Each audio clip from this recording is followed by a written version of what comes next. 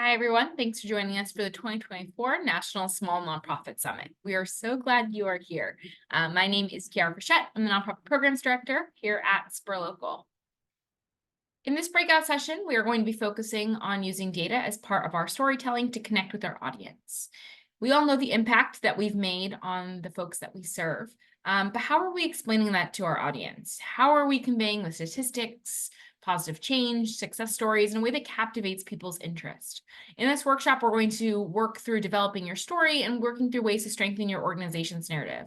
We'll also, throughout today's presentation in this session, be thinking about tying storytelling back to our annual report and how we're sharing this out. Most of us already know that storytelling matters. As we think about our organizations, storytelling is so important. It's ingrained into everything that we do. Whether we're talking to donors, whether we're talking to, we're hearing from clients and community members, when we're talking with our board, when we're talking with volunteers. We know it's important. But today, just as we frame today's conversation, I want to go over some of the whys of why storytelling is really important and why it makes sense to spend so much time thinking about the data and how we're crafting these stories. So the first thing to think about here is stories are memorable. Typically, when we add stats to the stories we tell, the retention rate for audiences is 65% or more, meaning that our message sticks more clearly with people. Big part of this is being able to visualize our impact so that people can connect those two together. We also tell stories. We already are telling stories. So 65% of our conversations day to day typically consist of personal stories. So keeping this in mind, if we're already sharing stories, how can we be more intentional about the way that we're telling these stories? This is especially important if we're interacting with our clients or community every day, and we just need to now connect how our own work day to day to how we talk about our work. Stories are also what inspires people to take action. 56% of social media users who made an online donation did so because of a story that was told about that organization. And finally, stories create culture. It can be one way that we build and shape our internal and external cultures as an organization. So we have the opportunity through stories to create the conversation that we want in our office, in our community, shared language about the folks that we serve. We have that ability as we tell more stories. So as we get into today's session, I want to just share a little bit of a framework for how we're approaching our time together today. So as we think about this, we're really thinking about the who, the what, and the how, three components of an effective story. The who of storytelling really focuses on who is the audience and who are we choosing to showcase. So who are we reaching and who are we who is the voice of what we're sharing.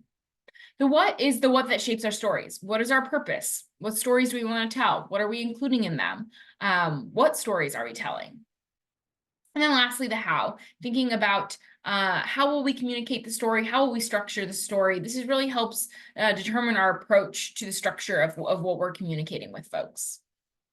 Now, I will say you don't always have to follow it in this order. Storytelling can sometimes be a non-linear process. This is just one way to think about breaking it down so that each stage informs the next. And we can be as intentional as possible with crafting our end result, right? So if we're thinking about the who, that'll be, inform the what. And based on that, we'll figure out how we should structure our story. Of course, you could always start with the what if we have a story we need to be telling, and then think about how can we communicate this to different audiences? How can we visualize it differently to different audiences?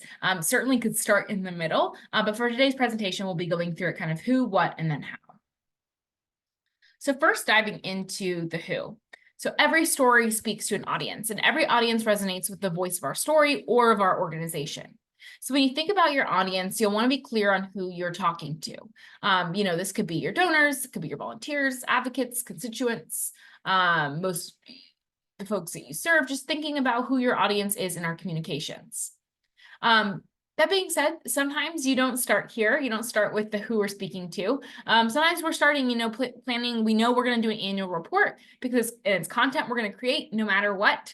So sometimes our audience, so as we're thinking about that, we're thinking about how do we identify the folks that will engage with something that we're already creating versus something that we are creating for an audience.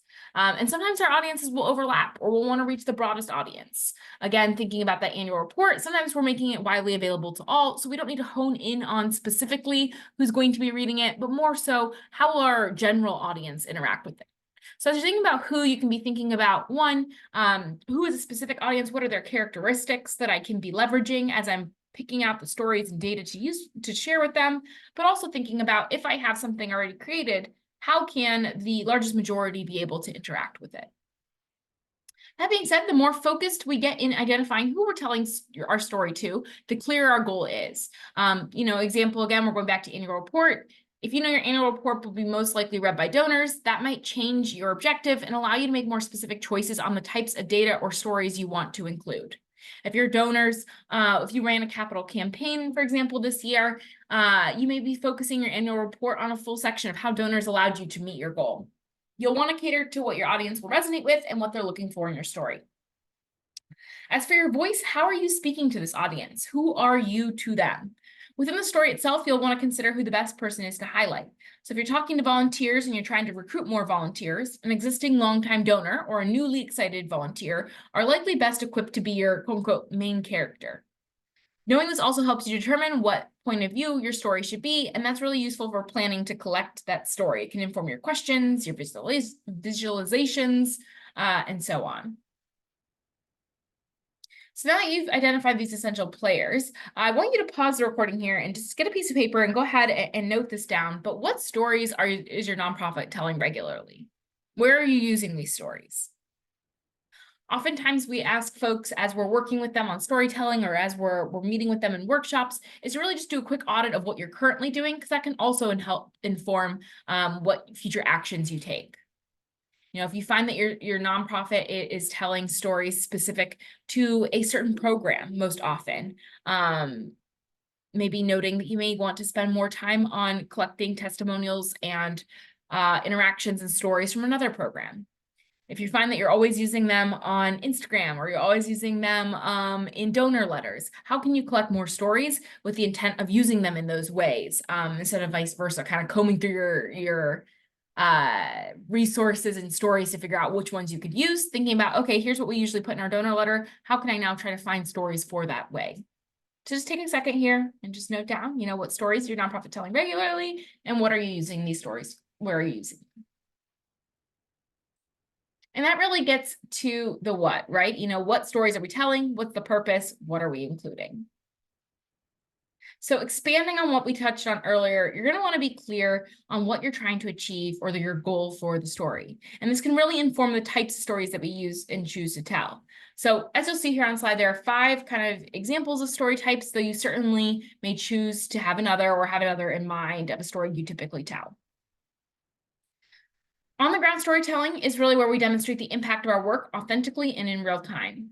Certain formats may fit this story type better than others, such as video, because it can be useful, if you have maybe say physical location or an event or a place that your audience may not typically get to see or access that can stick with them as a visual of your work. So are you able to show your audience how the work is being done? Behind the scenes can be especially meaningful for uplifting different team and community members. This could be a day in the life of a volunteer, could be a conversation with a board member, could also be highlighting the day-to-day things nonprofit staff do. All this celebrates your people, can be useful if your nonprofit needs to be creative about client stories or visuals. Maybe you aren't able to share those with your audience, but directly shows your audience that you're doing the work. 3 is a full retrospective, which is where you can provide more context and scale for your work. This is especially helpful for describing how things have changed over time, for giving more insight into the issue area you work on, and maybe educating your audience. You could also use this to creatively approach your statistics. When was the last time you shared, say, the lifetime number of books you've donated? Full retrospective really works well, especially if you're in anniversary years, since the founding, 10 years in, here's what we've been able to do. Origin stories is really where we share the origin and history, the who and the why that led us to where we are now. You don't want to share this one too often, but always want to have a strong origin story in your back pocket. This grounds audiences in why you exist and why you matter. If you're thinking about where to use this, again, we're thinking about the who. Maybe our goal for our storytelling is to reach individual or grassroots donors who are not currently donating to our organization. In that way, we might be thinking that our origin story is a great way to start, as they may not know that history of our organization, since where we are now is not where we started.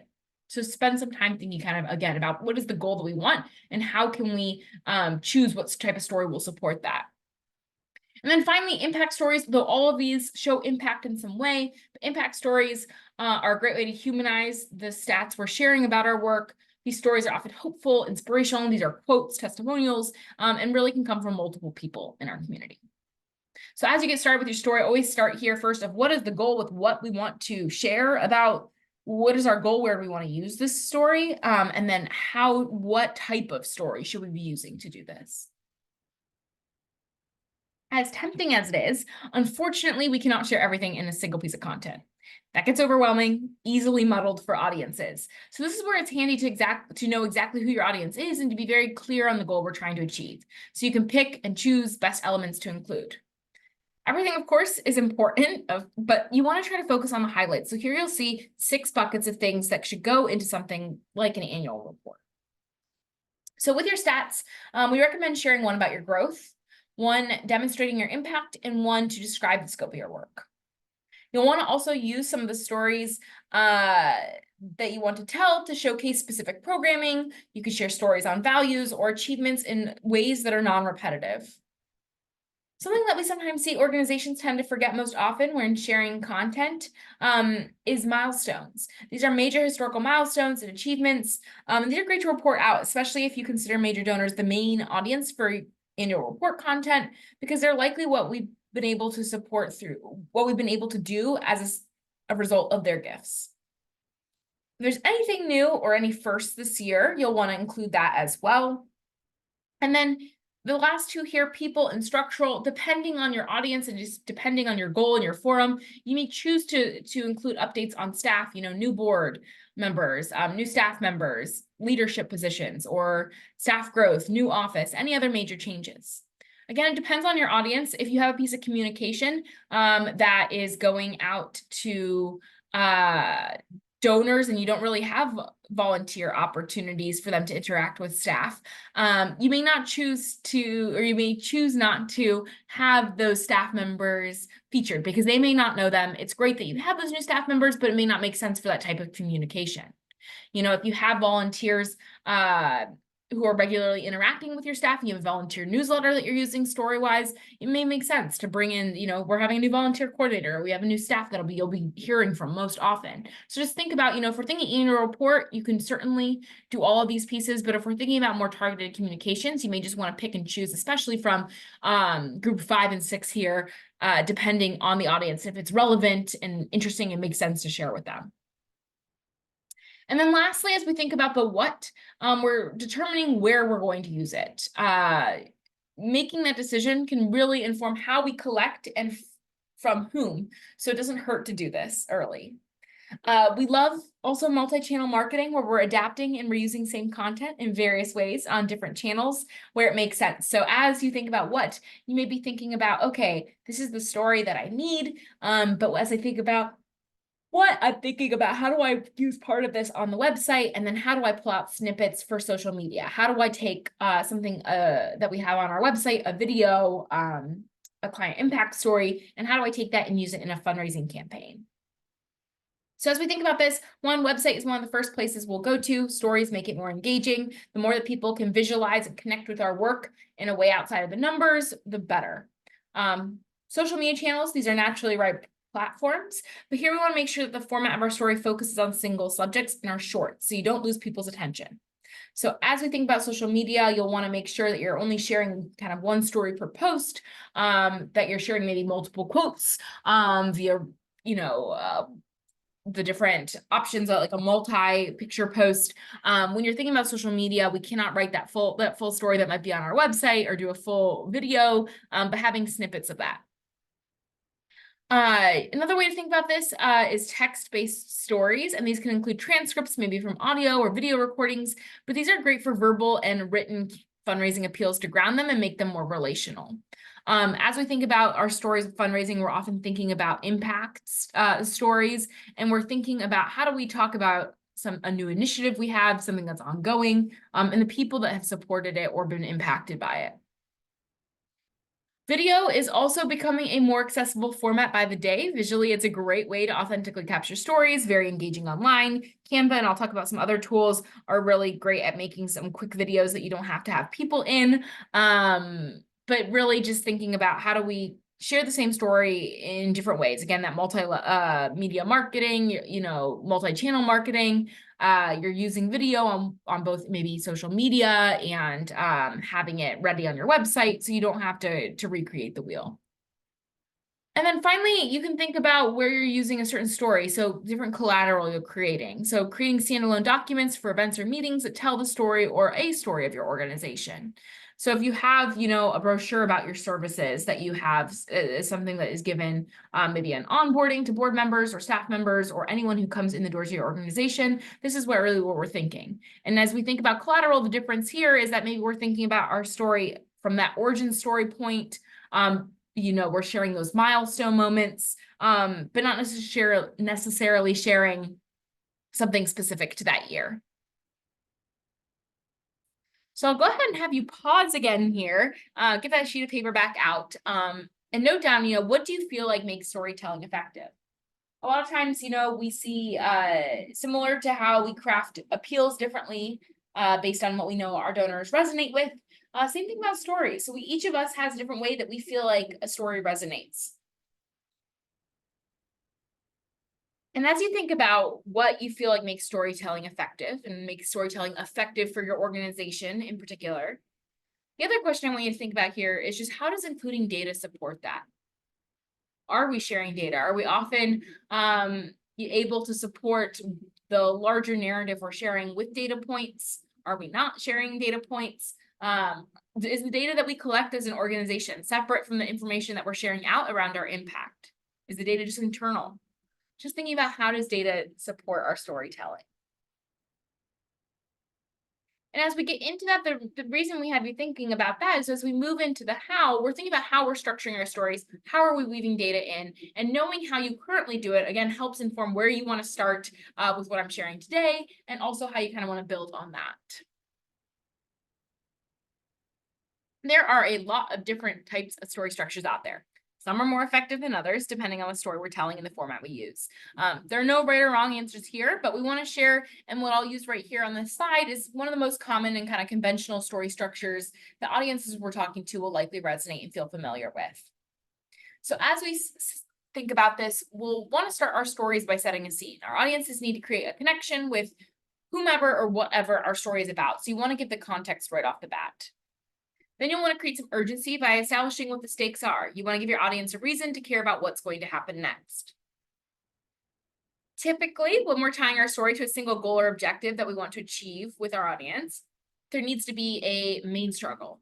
You could also call this, though, a main obstacle, main action, main conflict, whatever makes sense in the context of our story. But it's there for your character, your program to do something about. Finally, you want to set the direction for what the character does. What's the path they're going to take in this story? And then finally, you want to wrap up your story cohesively by providing a resolution. So this should most always include your call to action or a way for the audience to get involved with you. So as we think about this, this is something that we've seen when we would maybe read a book. We don't always see this when we're thinking about sharing stories out with our impact stories with our different stakeholders. So as we think about this, you can think about it as a certain client. If you have a client impact story that you're able to share information about that client, how they found your program, where that programming has taken them, what they've experienced, and how donors may be able to support future, similar stories in the future. Certainly welcome to do that. But stories also don't have to necessarily be about people. They can be about those programs, right? We could be setting the scene with our origin story, telling a little bit about here is the need that we saw in the community. This is where we're filling it. You could include a short quote or testimonial from someone instead of sharing their whole story, how have they been impacted, and then let them know, this is we're working to raise more money to be able to do more like this, or we are there's a specific need of our program. We want to expand the number of outreach because the need is growing in the community, or the number of schools we're in if we're an after school program. The need is growing and we need XYZ to be able to do that. Can you help us today? So thinking about how are we setting the scene in any ask or action? How are we letting people know kind of giving a taste of the experience? How are we giving them a roadmap for the future and then driving them towards that action? So where does data factor in all of this? Again, you have to start with considering your audience, knowing what type of data point would most resonate with them before deciding what information you want to present. Most often, this is going to be impact data because people want to see what you're doing and what impacts your programming is making. If you're talking to donors, especially, the finances of your organization would likely also be something they want to know. So here you just want to be honest and realistic about the resources it takes to make your work happen. As you craft your stories, you'll want to try to set up some time to take a look at what stories other organizations and people are sharing. What are the stats that they provide to their audiences? What do folks seem to be resonating with? Are these stats unique to them, or is the way that they're presented particularly interesting? What might you be able to borrow? Not in a way that you're taking it and saying, hey, we're doing better than they are, but more so really thinking about, okay, if they're communicating that they reached 10% more people last year, and that means 100 people, really giving some context to your own work, knowing that a similar peer might be talking about that. If they're sharing those program testimonials, should you be sharing program testimonials? Really just thinking and getting creative and not having to reinvent the wheel totally, hearing what other people are doing and seeing if you have the data or could be collecting that data. And then finally, I want to talk about integrating your stats with your stories. So you're connecting the questions people are asking in their heads with what they want to be hearing in their hearts. So as you think about this, you'll want to make a combination of both the qualitative and quantitative data that you're pulling together and contextualizing it as much as possible. What does that percentage mean? What can people expect if they invest in your organization? Getting into the nitty-gritty of data, what are some ways that we can visualize it? So here are 4 different types of data visualizations. Choosing between these and others is another decision that ties closely to what you're trying to achieve and what you want to activate people to. So as we think about this, a couple of different ways to think about it. Infographics, these are visualizations that integrate words and graphics in designs that are typically clear, fun to read, and feel dynamic. This is a good go-to if you're presenting quite a bit of data within one topic or one bucket, and you have the space for this. Annual report, great example. Page on your website, great example. This can really allow for some of those animated dynamic elements. It's also a good one to choose if you want to think through explaining specific language or an issue that you're educating an audience on. Timelines are really great visualizations for things like origin stories and retrospectives. You could chronologically display the history of our nonprofit, major milestones, hopes for the future. Could also be good for describing evolutions or contextualizing specific campaigns like a new program or a capital campaign, maybe that aims to break ground in 5 years. These are also really great, especially if we're thinking, if we have organization, if we're focused on advocacy, maybe sharing what the issue we're working for or against is, and then sharing what our role has been in that timeline. Maps are also helpful for visualizing impact spatially. This type can be especially useful if your audience or work or maybe your team is scattered across a geography, could show the scale of your impact, specific communities you're impacting, and so on. The example I'd use here is if you are a farmer's market or a community garden, having the location spaced out on a map so people can see where they can visit you and access your programming, and then also maybe different icons to indicate different things. Is it all year round? Is it just part of the year? Can people expect parking, not parking? So just sharing a little bit, maps can be helpful there.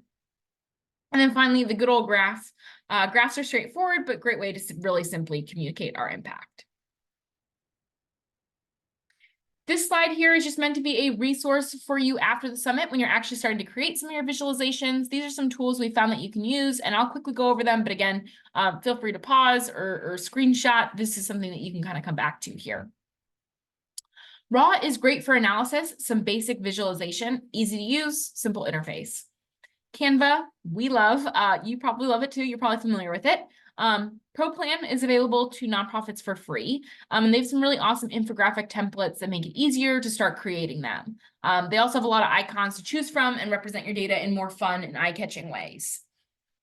Tableau Public allows you to create interactive visualizations, so you can drag and drop images easily. One caveat is it can take a little bit of practice to use this tool. So just again, thinking about your audience is really important if you want to invest your time into this. If your audience is not one that will be clicking through and interacting with a piece of data, kind of toggling things on and off, may not make sense to be using this and investing time if you don't already know, are already familiar with it. Flourish is great for interactive maps, timelines, other unique charts. Pretty straightforward, can be free, but there are some paid plans, so you'll want to look at that. And the last one here is Google Charts. User-friendly, compatible with browsers, offers a pretty wide range of data visualization types, so you'll just want to take a look at that as well. Like I said, so many possible tools out there. These are just a handful of them that you can explore to see if you like. And then finally, we're going to end here today's session on some ethical storytelling principles, because as we're connecting with our audience, a lot of what we're sharing, is about the people and that we get to work with and support and serve. So as we think about this, as we think about ethical storytelling principles, which many of us here think about consistently as we approach whose stories we tell and how we tell them, we want to make sure that we're telling stories that are accurate, that are empowering, and most importantly, that are consensual. Storytelling is really a way to build bridges between people. And on screen, you'll see some ways that we can keep that in mind as we do it. So one is just listening to people whose stories you're telling. This is always a great place to start. If you're speaking with your clients or constituents, ask them to share in their voice and from their own experience, and really hear how they're describing their story. Then when you craft the story, you don't want to over-dramatize, simplify, stereotype, or otherwise tell it in a way that feels inauthentic. You want to stick to what really happened, stick to who's involved, and don't feel like you need to create impact that wasn't there. When it comes to consent, there are multiple layers to it, and you want to make sure the person whose story you're telling is fully aware and able to consent to all of it, or that you respect their boundaries if they choose to say no. So do they consent to being identified in the story? To what extent? Can it be recorded? And if it's recorded, can the recording be shared? Where and how will the story be used? As much as possible, you want to ask for feedback on the story and let them know how you plan to use it. Part of this process could also be defining a shared language between you both. What words and descriptors are acceptable and accurately reflect their story. Now, if they're not comfortable sharing the story or certain parts of it, or when used for certain purposes, trust that you will be able to make what you have compelling. You don't want to use stories that people have not consented to, and there are many ways to get creative about this. So if a person, for example, doesn't want to be identified or recorded, you could ask them maybe if they're comfortable with a staff member verbally sharing this story and you recording and sharing that. If you're talking to them and they aren't comfortable sharing more personally, could tweak your questions to maybe ask about their first interaction with the organization, or more specific involvement with the program. So sticking to some very specific questions instead of just asking them to share their full experience. So as you craft your story, you want to use language that puts people first. The meaning we find in stories really comes from connecting with the person in those stories. So your goal should not supersede who that person is. And then finally, similarly, you want to watch for your framing the stories and try to use asset-based language where you can, which means emphasizing your community's strengths instead of their weaknesses, their aspirations and contributions instead of their deficits. As with the platinum rule, you want to tell stories about others as they would want their stories told. So these can be questions like, what do they feel like their biggest success has been? What are they excited about? Where are they going? Thinking about it in that way. Oftentimes here, as we're thinking about this, recommend if you're looking for collecting stories, having options for people to share both, via written response, via interview, one-on-one conversation. And the consent piece, as we're thinking about that, is, we know a lot of programs do surveys after people interact with in that program or have an interaction with them. And so one way to think about this too is just thinking about, can we add a box on the end of the survey for someone to include any, additional feedback or positive testimonial or anything about our program that we can share. They can then put that information in, you have that text, and then you can have a space for them to okay that you can use this elsewhere and that you're okay contacting them for more information. So it puts it in their place, doesn't make for an awkward conversation. You're able to collect it, have that text to build something off of, and then also know if you can reach out and share it further. So with that, that brings us to the end of our session. Again, thank you for being here. We will be sharing this out. If you have any other questions, feel free to reach out to a member of our team, and we will get back to you as you craft your stories, as you think about the data you're including in the stories, and how you're connecting that to your audiences. Thanks all.